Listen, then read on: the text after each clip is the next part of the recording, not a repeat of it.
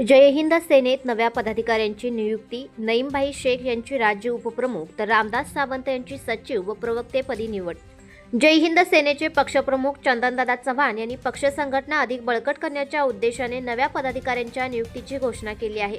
पक्षासाठी आजपर्यंत केलेल्या आक्रमक व निष्ठावान कार्याची दखल घेत नईमभाई शेख यांची राज्य उपप्रमुख तसेच प्रवक्तेपदी नियुक्ती करण्यात आली आहे। तसेच रामदासदादा सावंत कवटेमका यांची जय हिंद सेनेच्या सचिव व प्रवक्तेपदी नियुक्ती करण्यात आली आहे। या दोन्ही नियुक्त्यांचे अधिकृत नियुक्तीपत्र पक्षप्रमुख चंदनदादा चव्हाण यांच्या स्वाक्षरीने 23 जुलै रोजी सांगली येथील गुंठेवारी भवनातून देण्यात आले। या नियुक्त्यांमुळे पक्षाची संघटनात्मक बांधणी अधिक मजबूत होईल आणि आगामी काळात जय हिंद सेनेचे कार्य अधिक प्रभावीपणे जनतेपर्यंत पोहोचेल असा विश्वास पक्षाच्या पदाधिकाऱ्यांनी व्यक्त केला। नव्याने नियुक्त झालेल्या पदाधिकाऱ्यांवर विविध स्तरातून अभिनंदनाचा वर्षाव होत आहे। रामदासदादा सावंत यांनी गुंठेवारीच्या अनेक चळवळीमध्ये अनेक आंदोलन असतील, लढे असतील, नागरिकांच्या प्रश्नांच्या संदर्भामध्ये खूप मोठं रान उठवलेलं होतं।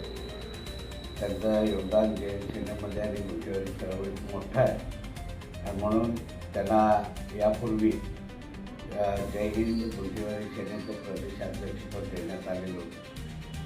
आता त्यांचं प्रमोशन या निमित्तानं गुंठेवारी चळवळीच्या सर्व पदाधिकाऱ्यांनी आणि जय हिंद सेनेच्या सर्व पदाधिकाऱ्यांनी परवा झालेल्या मिटिंगमध्ये सर्वांमध्ये त्यांचे या जय हिंद सेना या फादर बॉडीमध्ये मुख्य सचिव म्हणून त्यांची निवड आज आपण जाहीर केलेली आहे। त्याला पुढील कालावधीसाठी आम्ही मनापासून शुभेच्छा देतो, त्याचं आर्थिक अभिनंदन करतो। जय हिंद, जय महाराष्ट्र।